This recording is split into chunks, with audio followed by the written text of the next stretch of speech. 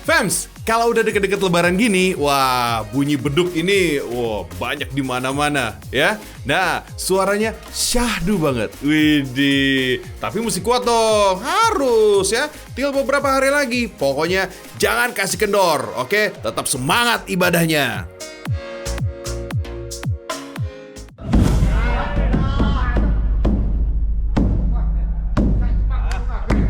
Wait, jangan salah ya Fems, ini belum buka puasa. Harusnya kalau denger beduk, jadi semangat dong ya. Maksud saya, semangat ibadahnya. Nah, beduk-beduk yang besar ini merupakan kreasi salah satu pengrajin yang berasal dari Demak, Jawa Tengah. Jangan salah Fems, beduk di sini udah terkenal sampai ke luar negeri. Beneran loh, beduk sampai ke luar negeri. Saya Mustafa bin Saidun bin Salwati. Saya nekuni rebana mulai belajar saya mulai tahun 69. Alhamdulillah penjualan saya itu dari RT sampai mancanegara. Mancanegaranya seperti negara Malaysia, Brunei, Yugoslavia, Irlandia, sampai Arab Saudi. Kalau mancanegara itu rata-rata ukuran kecil, Mas. Paling besar 80 cm, garis tengah 80 cm. Mantap! Beduk Indonesia juga mendunia, Fems. Ukuran beduknya mulai dari diameter 60 cm yang paling kecil hingga yang paling besar berukuran 180 cm. Kebayangkan gimana bikinnya beduk bisa sampai sebesar itu? Makanya, sekarang kita intip yuk proses pembuatan beduk yang mendunia. Beduk-beduk ini asli terbuat dari kayu trembesi. Kayu trembesi adalah kayu dari pohon yang banyak ditemui di kawasan Jawa, Kalimantan, Sulawesi, Maluku, dan Nusa Tenggara. Kelebihan kayu trembesi adalah punya ketebalan yang tangguh, bahkan lebih baik dari kayu jati. Udah gitu Fems, tingkat keawetannya juga cuma di bawah 1 tingkat dari kayu jati. Makanya kayu trembesi tetap dilirik sebagai pengganti kayu jati. Penandaan ini tujuannya menghitung jarak lubang untuk paku penguat kulit beduknya. Untuk ukuran beduk memiliki diameter 80 cm, maka jarak lubangnya kurang lebih 18 cm. Ini bukan asal-asalan ngukur ya Fems, karena ada perhitungan yang menjadi rahasia turun-temurun, sehingga beduk asal Demak ini bisa tetap mendunia. Proses melubanginya juga harus teliti Fems, karena berpengaruh dengan hasil jadinya, baik tampilannya maupun suaranya. Untuk kulit beduk yang digunakan merupakan kulit kerbau betina. Selain itu, kerbaunya juga harus sehat dari kecil hingga dewasa. Jadi kualitas kulit yang digunakan sangat bagus dan menghasilkan suara yang lebih baik dari kulit kerbau jantan. Masalah suara itu insya Allah enggak bisa ditiru, Mas. Kalau sini kan tong, deng. Dengnya kalau biasanya kan kalau mitin lain kan der gitu. Sini deng, karena itu lambang dari wali. Tong itu masih potong, deng itu mestinya masih sedeng. Sebelum dipasang, kulit direndam selama 1 hari terlebih dahulu agar memudahkan proses pemasangan. Saatnya masuk ke proses pewarnaan Fems. Campuran warna hitam dan emas membuat beduk yang besar ini menjadi lebih mewah ya Fems. Kalau ngecatnya pasti harus detail dong, wajib itu sih. Untuk proses pengiriman dilakukan secara bersamaan antara beduk, tiang penyangga, dan pentungannya. Memang lumayan effort sih Fems, karena berat tiang penyangganya aja kurang lebih dari 400 kg. Wah! Pembinaan beduk pun harus hati-hati Fems, makanya diberi alas supaya tidak merusak kualitas tentunya. Kalau pemasangannya dilakukan langsung di atas mobil pengirimannya. Salah satu beduk yang terbesar nih Fems, lokasinya ada di Masjid Agung Demak, yang merupakan salah satu masjid tertua di Indonesia. Beduk yang digunakan sejak 2017 ini berdiameter 140 cm.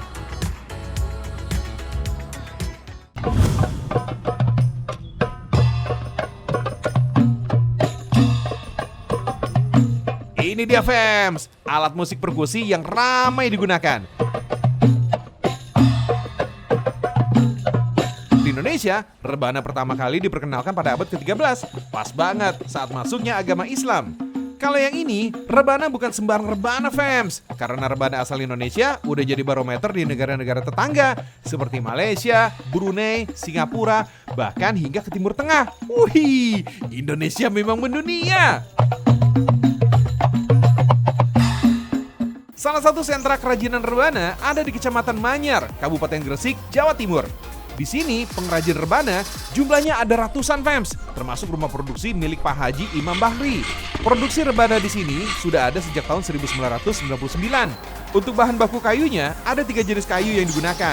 Ada kayu mangga yang warnanya kecoklatan. Ada kayu mahoni yang warnanya oranye. Terus, kalau yang warna kuning merupakan kayu nangka. Dari segi kekuatan, kayu nangka merupakan yang paling top kualitasnya. Jadi, harganya juga beda, fams. Kalau kayunya udah dibentuk, sekarang kita lihat nih, gimana cara bolongin kayunya. Emang sih pakai bantuan mesin bubut, tapi kalau nggak presisi, kan jadinya juga nggak rapi ya, fans. Just info aja nih, kata rebana berasal dari bahasa Arab, yaitu arba, yang bermakna 4. 4 di sini diartikan sebagai 4 prinsip dasar agama Islam, yang melakukan kewajiban kepada Yang Maha Kuasa, kepada masyarakat, kepada alam, dan juga kewajiban kepada diri sendiri. Oke, sekarang kita lihat nih pasang kulitnya. Kalau menurut Pak Haji Imam, kulit terbaik untuk alat musik rebana adalah kulit kambing muda berkelamin betina. Kata Pak Haji sih, tekstur kulit kambing betina tidak terlalu tebal, jadi bisa membuat suara pukulan rebana bakal lebih nyaring. Bahkan kalau mau lebih bagus lagi, dipilih dari kulit bagian punggung. Proses pemasangan kulit pada rebana memang menjadi bagian yang penting. Bukan apa-apa, fams. Kalau masang kulitnya sedikit kendor, pasti suaranya jadi nggak bagus kan? Karena cuaca sering gak bersahabat, terpaksa deh jemurnya pakai bantuan kayu bakar. Apalagi kalau lagi musim hujan, yang biasanya bisa seharian gak ada cahaya matahari. Soalnya karena proses pengerjaan rebana ditargetkan bisa selesai dalam waktu 2 hari. Kalau sekarang, kesenian rebana sering digunakan sebagai simbol perayaan hari besar Islam, terutama saat memperingati Maulid Nabi SAW. Soal harganya nih, fans. Nah, kalau ini sih tergantung. Kalau satu set lengkap, harganya berkisar antara 3 sampai 4 juta rupiah. Itu pun tergantung bahan kayunya. Kalau kayu nangka, jelas lebih mahal. Tapi kalau khusus untuk qasidah, yang ukurannya dari kecil sampai sedang, satu setnya ada kisaran harga 1 juta rupiah.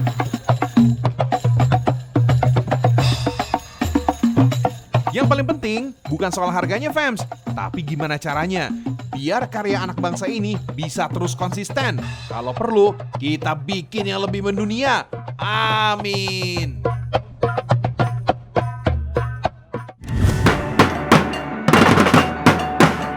Nah, kalau yang ini jangan macem-macem deh sama mereka.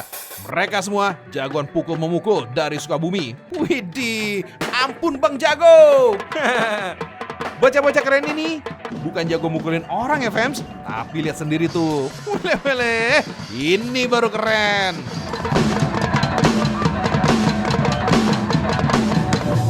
Fams, selama ini musik dianggap sebagai ungkapan jiwa. Melalui musik, seseorang dapat mengekspresikan emosinya. Makanya gak heran, musik dikenal sebagai bahasa universal. Di Sukabumi, Jawa Barat, bisa nih gabung sama bocah-bocah keren ini. Tanpa pemain gitar, bass, keyboard, atau lainnya, alunan musik energik tetap bisa dimainkan. Makin kerennya lagi, ternyata oke juga nih kalau dikombinasikan alat musik klasik. Seperti saron dan liukan lincah penari tradisional. Terbuat dari bahan utama perunggu, saron adalah alat musik tradisional yang biasa menjadi bagian dari instrumen musik gamelan. Kalau tariannya mengadaptasi tari jaipong, fams.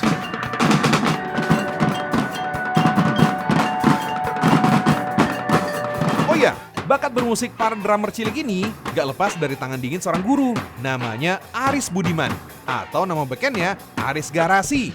Lama menjadi drummer grup band Garasi yang populer tahun 2005, Aris kembali ke kampung halamannya untuk mendirikan sekolah drum sejak Agustus 2021. Siapa sangka, muridnya kini udah sekitar 200 orang.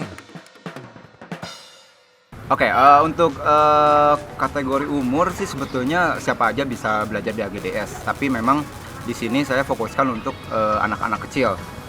Paling kecil tuh ada yang umur 4 tahun, tapi kebanyakan anak-anak SD. Karena biar lebih fresh aja sih sebetulnya. Karena kalau misalkan kita ngasih materi nih dari anak kecil atau sama orang dewasa yang udah umur 29 atau 30 ke atas, kayaknya lebih mudah menyerap anak-anak ketimbang anak dewasa. seperti itu. Tapi tidak menutup kemungkinan juga ada juga murid yang memang udah dewasa juga. Paling tua saya ada murid umur 43 tahun. Mantap, Riz! Ayolah, Fems, daripada bakatnya sia-sia, mendingan diasah sekalian ya. Selama kegiatan positif kayak gini, udah pasti keren deh, Fems. Ragam Indonesia!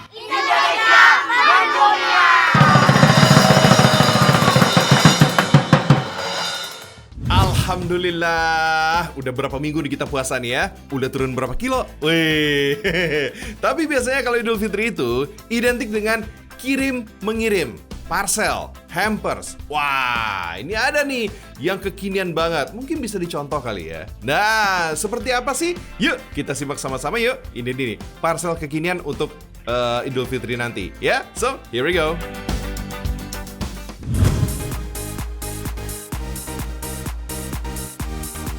Fems, hampers yang satu ini juga nggak kalah unik loh. Kalian bisa memesan makanan siap antar untuk kerabat atau teman. FYI nih, hampers pertama kali dikonsepkan di Prancis. Hampers dalam bahasa Inggris berarti keranjang. Penampakannya sedikit mirip dengan besek, tapi ini konsep kekinian. Besek memiliki isian yang bervariasi. Yang jelas, isian besek berupa makanan. Yap, kali ini hampers dibuat dari pastel tutup. Makanan ini sering disebut dengan casserole dalam bahasa Inggris atau skutel dalam bahasa Belanda. Iman berpuasa masih bisa tahan kan? Masak air dengan krim, tambahkan garam dan lada. Masukin deh tepung kentang. Masak sampai tepung kentang mengental. Untuk isiannya ada daging, keju, sayuran, dan lain sebagainya. Bihun kayak gini juga bisa sih. Kalau adonan filling udah jadi, tutup dengan adonan kentang yang tadi. Tabur dengan parutan keju. Terus, oven selama beberapa menit. Alasan inilah yang membuat wadah makanan ini memakai wadah aluminium foil. Kalau udah jadi, tinggal kemas cantik aja deh. Secara bentuk, pastel tutup ini mirip dengan lasagna atau pie. Tapi bedanya bisa dilihat dari lapisan isiannya aja. Casserole ini biasanya lebih tebal dari lasagna atau pie. Makanya jadi lebih puas gitu deh. By the way, isian hampersnya ada beberapa jenis. Bagi pecinta ikan, ada salmon baked mayo. Biasanya, salmon baked mayo ini ditemani mashed potato dan sayuran fresh. Kalau mau yang manis juga ada kok. Puding ini, Fems, dihias dengan potongan buah warna-warni. Cantik banget. Sebenarnya, paket hampers ini udah ada sejak 10 tahun yang lalu.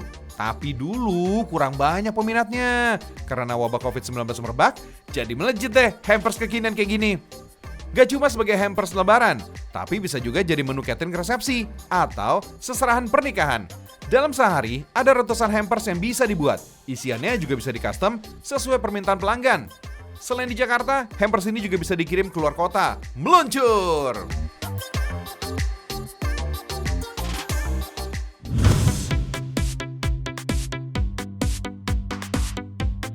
Wih, lucu banget sih.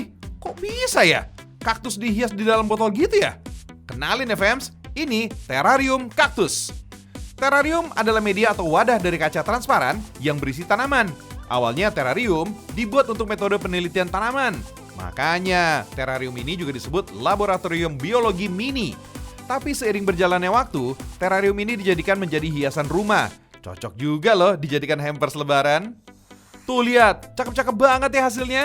Harganya mulai dari ratusan ribu sampai jutaan rupiah. Tergantung jenis dan ukuran botol yang digunakan, Fems. Untuk membuat terrarium, sebenarnya sih mudah-mudah aja, Fems. Sebenarnya semua jenis tanaman bisa dibuat menjadi terrarium, Fems. Tapi kalau mau yang minim perawatan dan awet, pilihlah tanaman kaktus mini. Fems, kaktus termasuk ke dalam golongan tanaman sukulen karena mampu menyimpan persediaan air di batangnya. Gak heran deh kalau cuma kaktus yang dapat bertahan di gurun pasir yang gersang. Oh iya, Fems, hampir sebagian besar jenis kaktus memiliki duri. Duri adalah modifikasi dari daun kaktus yang berfungsi sebagai alat untuk bertahan dari gangguan pemangsanya. Untuk membuat terrarium, kita siapkan dulu nih media kaca, kaktus mini, pupuk, batu, kerikil, dan pasir berwarna untuk mempercantik tampilannya. Meski cuma untuk pajangan, terrarium juga tetap harus menggunakan pupuk ya, Fems. Pupuk berfungsi untuk menjaga asupan unsur hara kaktus agar tetap tercukupi nutrisinya. Kita masukkan dulu nih batunya pada lapisan pertama, agar lapisan pupuk tidak terlihat dari bawah kaca. Tambahkan pupuk, baru deh kita masukkan kaktus yang diinginkan. Susun kaktusnya ya fams, supaya dapat bentuk makin indah. Tinggal hias dengan pasir dan kerikil warna-warni. Terrariumnya sudah jadi fams. Lucu banget ya. Apalagi kalau hasil karya sendiri. Pastinya jadi sayang sama terrariumnya. Untuk menjaga agar tanaman dalam terrarium tetap hidup, wajib ganti pupuk dan jemur di bawah sinar matahari setiap 3 minggu sekali, fams. Oh iya, fams, kaktus ternyata salah satu tanaman yang berfungsi sebagai anti radiasi dan polutan. Pantas saja bisa dijadikan pajangan di rumah. Ketika malam hari, kaktus juga dipercaya bisa menyerap karbon dioksida untuk fotosintesis. Kemudian bisa menghasilkan oksigen. Bakteri di udara juga bisa diserap baik loh oleh kaktus. Kaktus juga dapat menyerap dan menetralkan gelombang elektromagnetik dan radiasi yang membahayakan tubuh. Cocok banget nih untuk era modern sekarang.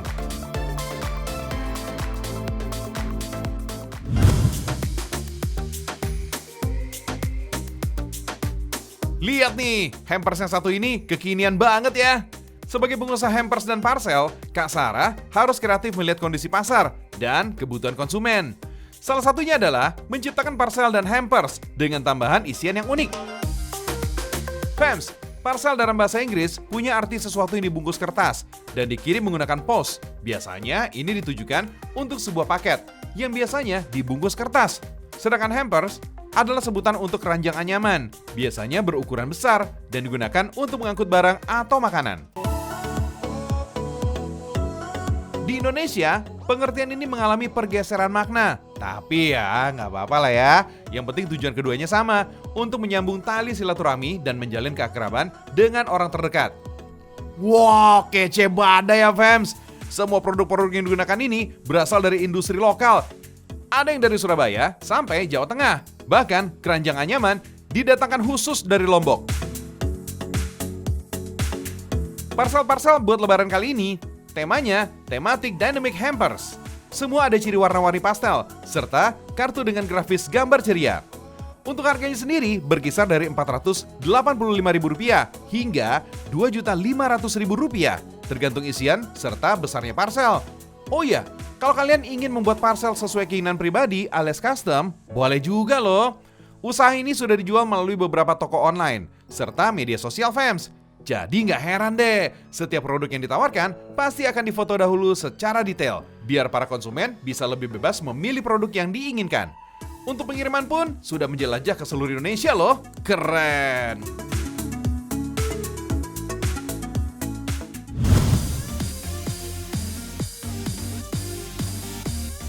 Fams, keranjang anyaman bambu berwarna-warni ini modelnya simple, motifnya pun cantik, bisa jadi pilihan untuk momen lebaran nanti.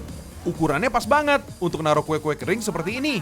Yep, apalah artinya lebaran tanpa kue nastar atau putri salju, iya kan? Hehehe. Berbagi bingkisan seperti hampers ini dengan keluarga dan teman memang sudah jadi tradisi pas lebaran Indonesia. Bikin suasana hari raya jadi makin sempurna.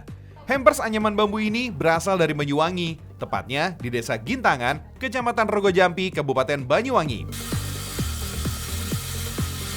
Proses pembuatannya, ujung ruas bambunya dipotong dengan mesin, lalu bambu dibelah menjadi beberapa bagian. Terus kulitnya dibuang karena nggak terpakai fams. Oh iya, bambu yang digunakan adalah jenis bambu apus. Bambu jenis ini banyak ditemukan di wilayah Banyuwangi. Selain itu, bambu apus juga memiliki ruas yang panjang, daging yang tebal, dan tekstur yang lentur. Pokoknya cocok nih buat kerajinan fams. Dalam sebulan, rumah kerajinan bambu ini butuh 90-120 batang bambu. Selanjutnya, bambu diserut biar rata dan mulus. Lalu, belah secara menyamping fams. Lanjut, bambu dibentuk membengkok dan melingkar, gunanya untuk membuat rangkanya. Kemudian, bambu dijemur selama 2 hari, biar bambu benar-benar kering. Soalnya, bambu kalau basah sedikit aja, rentan terkena jamur dan dimakan raya fams. Untuk anyaman, bambunya harus diserut setipis mungkin. Bahkan ketebalannya bisa mencapai 1 mm. Setelah tipis, bambu diberi pewarna tekstil. Baru deh bambu dianyam hingga membentuk motif sesuai pesanan pembeli. Kalau selesai dijemur, selanjutnya rangka dilem. Anyaman digunting sesuai ukuran, terus dilem pada rangka memakai lem kayu. Berikutnya, pasang handle atau pegangan. Uniknya, mur atau bautnya bukan pakai besi, tapi masih pakai bambu juga tuh. Yang lebih unik lagi, bambu setengah jadi ini mesti dibakar untuk menghilangkan serabutnya. Terakhir, bambu dipernis supaya mengkilat, sekaligus menutupi pori-pori bambunya biar awet dari jamur. Dalam seminggu, rumah produksi ini bisa membuat hingga 500 buah keranjang per minggu. Harga per buahnya sendiri Rp40.000. Hebatnya lagi nih fams, kerajinan anyaman bambu ini udah dipesan juga oleh negara tetangga seperti Malaysia, Singapura, Jepang, hingga Eropa. Wuhu! Indonesia mendunia!